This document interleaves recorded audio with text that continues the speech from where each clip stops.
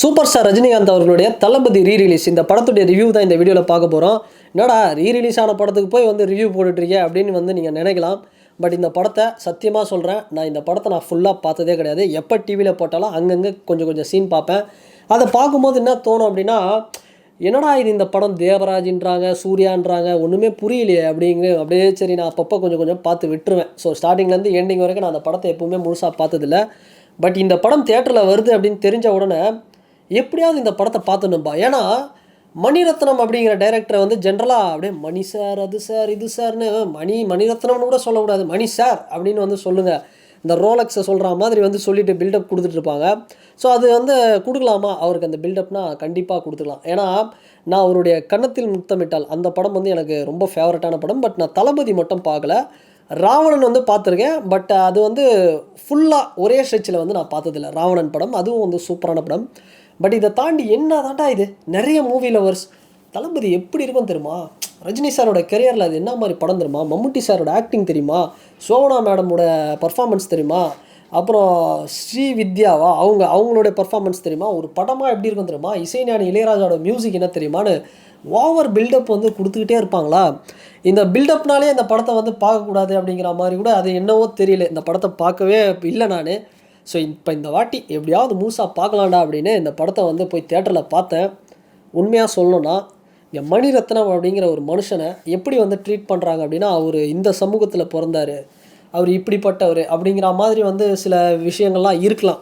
So அதனால் அவர் வந்து sir அப்படின்னு சொல்கிறாங்க வேணும்னே அப்படின்னு கூட வந்து சொல்லலாம். ஆனால் உண்மையாக சொல்கிறேன், தளபதி படத்தை தேட்டரில் பார்த்ததுக்கப்புறம் அவரை சார்னு கூப்பிடுறதுல தப்பே இல்லை.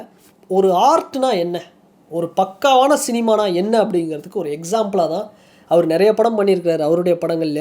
பட் இந்த தளபதி ஒரு one of the best example அப்படின்னு சொல்லலாம். ரொம்ப ஒரு சாட்டிஸ்ஃபேக்ஷன். புஷ்பா 2 வந்து போய் பார்த்தேன். அந்த படம் பார்த்துட்டு செகண்ட் டைம் எனக்கு போய் தேட்டரில் பார்க்கணும்னு தோணலை. பட் தளபதி ரீரிலீஸை தேட்டரில் பார்த்ததுக்கப்புறம் ஒரு வாட்டி போய் தேட்டரில் பார்க்கலாமே அந்த அளவுக்கு வந்து இருந்தது. ஸோ ஒரு படத்துக்கு அதுதான் சினிமாட்டோகிராஃபி எப்படி பண்ணோம், மியூசிக் எப்படி பண்ணோம், லைட்டிங் எப்படி யூஸ் பண்ணோம். லைட்டிங்கன்றதை விட சிலதெல்லாம் அந்த ஒரு லாங் ஷாட்லலாம் வந்து ஷேடோவில் அப்படி காமிச்சிருப்பாங்க ரஜினி சாரை, அந்த விஷயமா இருக்கட்டும். ஒரு ஆக்ட்ரஸ் அவங்களை வந்து எப்படி கண்ணியமாக வந்து அவங்கள எப்படி காட்டணும், அவங்களுடைய கேரக்டர்ஸ்க்கு என்ன வெயிட்டேஜ் கொடுக்கணும், படத்தில் வர ஒரு கேரக்டர்ஸும் எப்படி இருக்கணும், படத்தில் டைலாக்ஸ் எப்படி இருக்கணும், படத்தில் மியூசிக் எப்படி இருக்கணும், ஒரு ஆர்ஆர் பிஜிஎம் எப்படி இருக்கணும், இது எல்லாமே பெஸ்ட்டாக ஒரு எக்ஸாம்பிளாக காட்டுங்கப்பானா இந்த படத்தை டெஃபினட்டாக வந்து காட்டலாம். அந்த அளவுக்கு ஒன்றும் வந்து இந்த படத்தில் அப்படியே முத்தாக இருந்தது. ஒரு இடத்துல வந்து ரஜினி சார் ஹாஸ்பிட்டல்லேருந்து வெளியே வருவார், மம்முட்டி சாரை ஒரு ஃப்ரேம் வந்து அப்படி காட்டுவாங்க லாங்கில், 2 பேரும் மீட் பண்ணுவாங்க. நீ பண்ணதான் கரெக்ட் அப்படின்னு மம்முட்டி சார் சொல்லுவார் ரஜினி சாரை பார்த்து. அதுதான் ஃப்ரேமை பாருங்கஜி அப்படிங்கிற மாதிரி ஒரு சீனு. ஸோ இதை தாண்டி சூப்பர் ஸ்டார் ரஜினிகாந்த் அவர்களுக்கும் இன்றைக்கி வந்து முற்போக்கு சம்மந்தமான விஷயங்கள், இந்த கேஸ்ட்டு எப்படி சொல்கிறது, மேல் சாதி கீழ் சாதி, இது மாதிரியான விஷயங்கள்லாம் வந்து அன்றைக்கே வந்து பேசியிருக்கிறார் மணிரத்னம் சார். அது வந்து ஒரு பாராட்ட வேண்டிய ஒரு விஷயம்.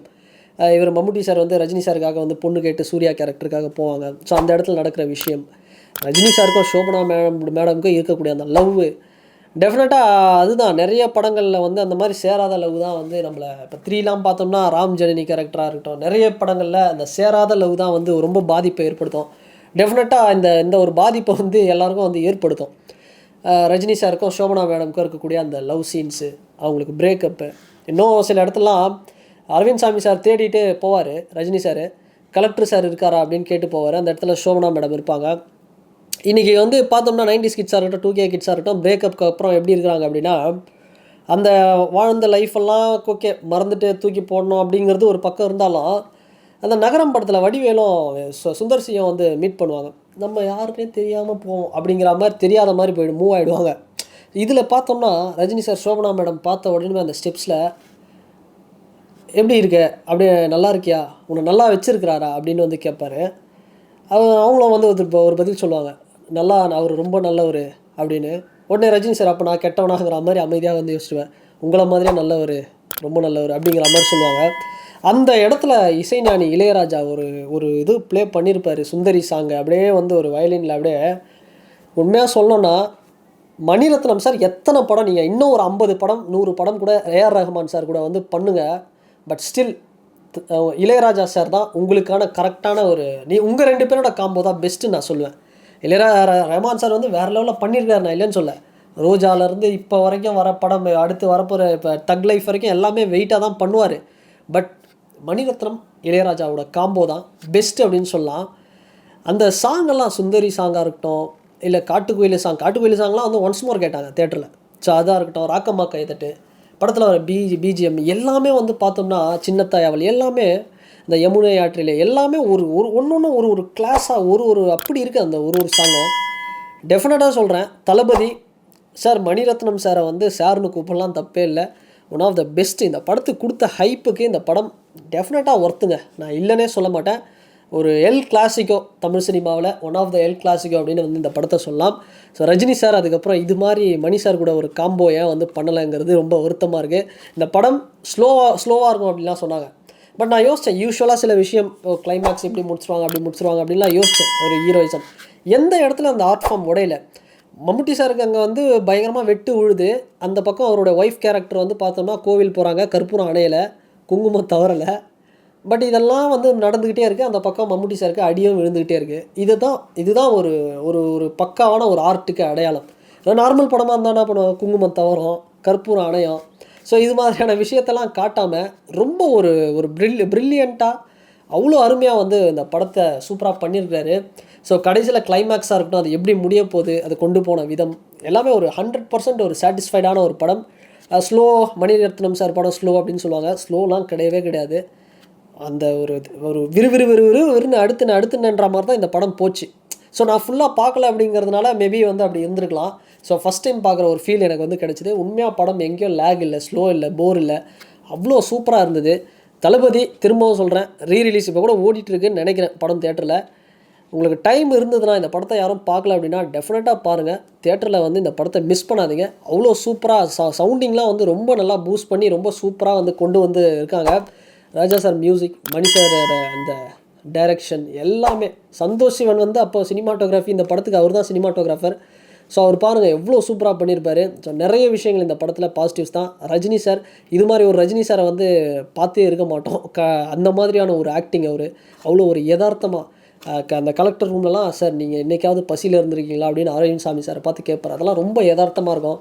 அந்த லாஸ்ட்டில் இது இவ்வளோ விஷயம் தெரிஞ்சோ நீ என் கூட இருந்தப்பார், ஏன் அவன் தம்பின்னு தெரிஞ்சோ உன் ஃபேமிலின்னு தெரிஞ்சோ நீ ஏன் கூட இருந்த அப்படின்னு வந்து கேட்பார். யார்? மம்முட்டி சார். அப்போ ரஜினி சார் ஒரே டைலாக் தான் சொல்லுவார், ஏன்னா நீ என்னோட நண்பன் அப்படின்னு.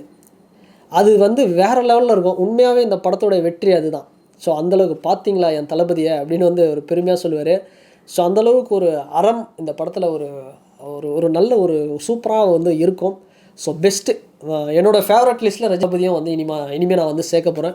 ஸோ அந்தளவுக்கு வந்து ஒரு சூப்பராக இருந்தது. ஸோ பார்க்காதவங்க ரீரிலீஸை போய் பாருங்கள். ஸோ என்னடா இந்த வீடியோ வந்து ரொம்ப லென்த்தியாக பேசியிருக்கானே அப்படின்னு கூட உங்களுக்கு தோணலாம். ஸோ அந்தளவுக்கு ஒரு இம்பேக்டை இந்த படம் வந்து க்ரியேட் பண்ணியிருக்கு ரீசெண்ட் டைம்ஸில். ஸோ பெஸ்ட் அப்படின்னே சொல்லலாம். கொடுத்த ஹைப்புக்கு வந்து ஒர்த்து. அண்டு நீங்கள் யாராவது இந்த தளபதி ரீரிலீஸை பார்த்துருந்தீங்க, இல்லை நான் அப்போவே பார்த்துருக்கேன் அப்படின்னா உங்களுடைய எக்ஸ்பீரியன்ஸை, இந்த படத்தை பற்றின அனுபவத்தை நீங்கள் இந்த கமெண்ட் செக்ஷனில் பதிவிடுங்க. அண்ட் இந்த வீடியோ உங்களுக்கு பிடிச்சிருந்ததுன்னா லைக் பண்ணுங்கள், ஷேர் பண்ணுங்கள், கமெண்ட் பண்ணுங்கள், சப்ஸ்கிரைப் பண்ணுங்கள். அண்ட் வேறு ஒரு வீடியோவில் வேறு ஒரு கண்டென்ட்டில் நான் உங்களை பார்க்குறேன். பாய்.